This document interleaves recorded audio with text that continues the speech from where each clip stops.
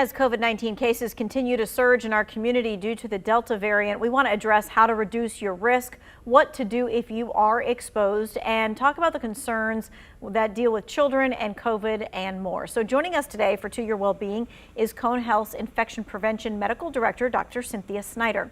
Let's first and foremost just start off with a review of the numbers. How have the numbers increased in the past few weeks at Cone Health, starting with the hospitalizations? So over the last 2 weeks, we've had a steady increase, and we are about 150, 160 hospitalized patients. And again, the majority, I would say a 9-to-1 type of ratio of unvaccinated versus vaccinated hospitalizations. All right. And so the next thing with the numbers that we're just kind of going down ching, ching, ching, ching of all of the, highlights is what about those COVID positive tests? Sure. So we also, like the state health department and Guilford County, we look at the percent positivity. And that tells us not only how many people in our community are positive, but also understanding why they're getting tested. If there are too many people that are saying, I'm getting tested because I have symptoms, we need to definitely test more people, because we know that there's probably up to 20% of people that are asymptomatic or pre-symptomatic, where they just came in close contact or their family member is positive and they themselves need to go get tested in order to find out if they too are infected with COVID-19. And so our positive percentage rates are about 11 to 13% on a given day, which is roughly the same. That's what's going on from the state perspective as well. All right, and you talked about the 9-to-1 ratio for unvaccinated for hospitalizations. Are the cases higher in unvaccinated individuals as well? No, so yes. So that grouping, I would say about 90% of all our COVID hospitalizations are unvaccinated individuals.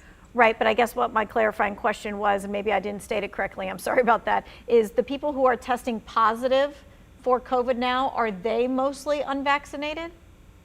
Oh, sorry, correct. So we are still seeing some breakthrough cases. So folks who have been fully immunized and have subsequently become infected, but that number is much smaller than our total. And I would say it's hard to predict what that breakthrough is, because it depends on different populations, but sometimes we've seen it as high as 20%.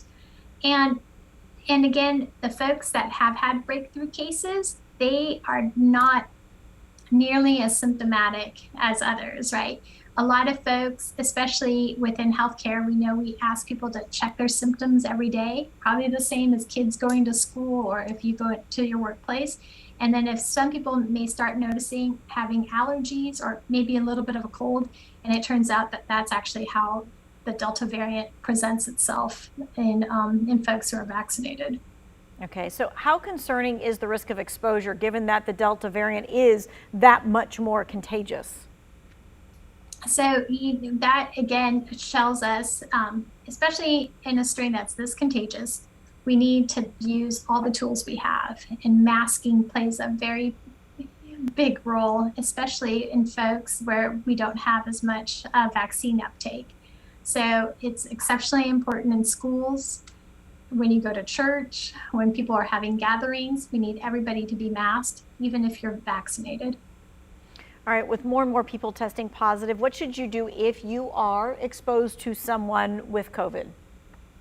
We recommend to get tested as soon as you find out. Usually people are starting to have symptoms anywhere between day 3, day 5 after exposure.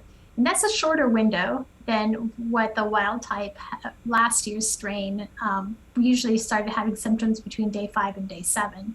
So we definitely recommend, if you've been exposed, please get tested. And also it's especially important to stay quarantined, to not go in public until you've had testing. And also remember, you could shorten your quarantine period if you get tested closer to day 7. And if that's negative, then by the local health department rules, you may be able to get out of quarantine. All right, and that is a much shorter time span than it was the first time around as well. Correct. I think it really depends. Also, you have to check on your workplace. Some place and schools. So schools may still require folks to do a longer quarantine period of anywhere of 10 to 14 days, but testing allows people to get out of that quarantine jail a little bit earlier. Okay, and you said around day 7 or so. Correct. Okay. All right, with kids returning to school, many parents, of course, are concerned about the exposure to kids with COVID. What are the do's and don'ts of protecting kids from COVID? So I don't think masking is optional in any setting for schools. It has to be mandatory. That is the safest way that we can keep our kids in school.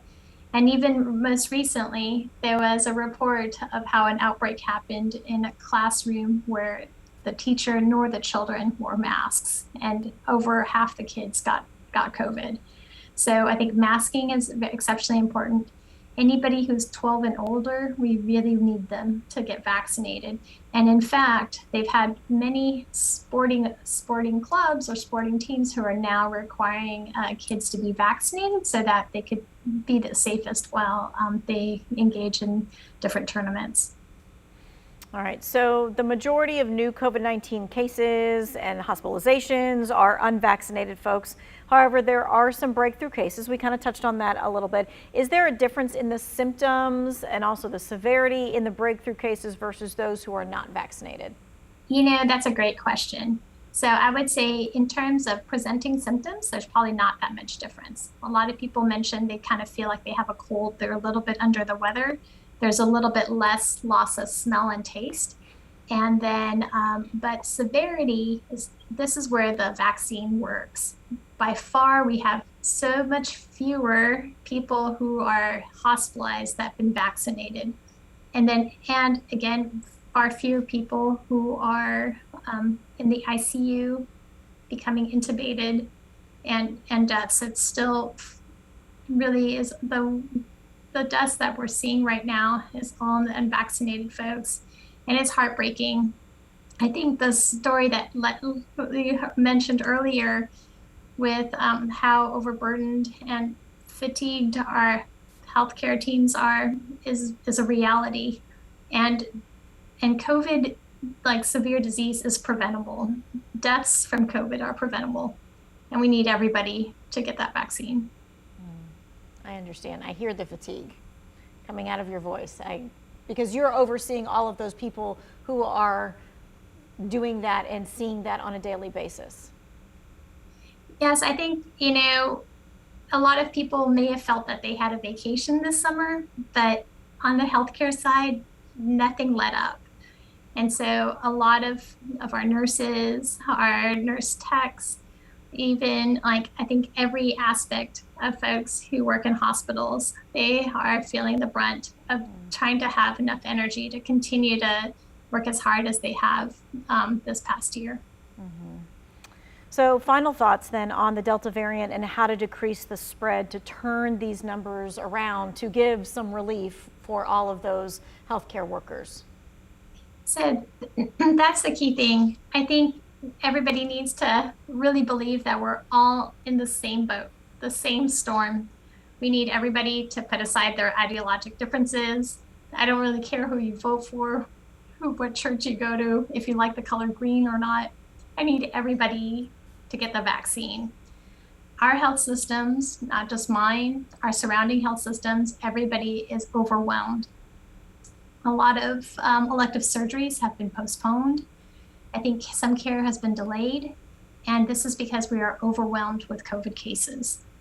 We are doing as much as we can to provide the great care we can and making sure people are treated accordingly, and we are getting, we're getting people who test positive access to monoclonal antibodies so that they don't get hospitalized. We're doing increasing testing in our community. We're doing more vaccines in our community.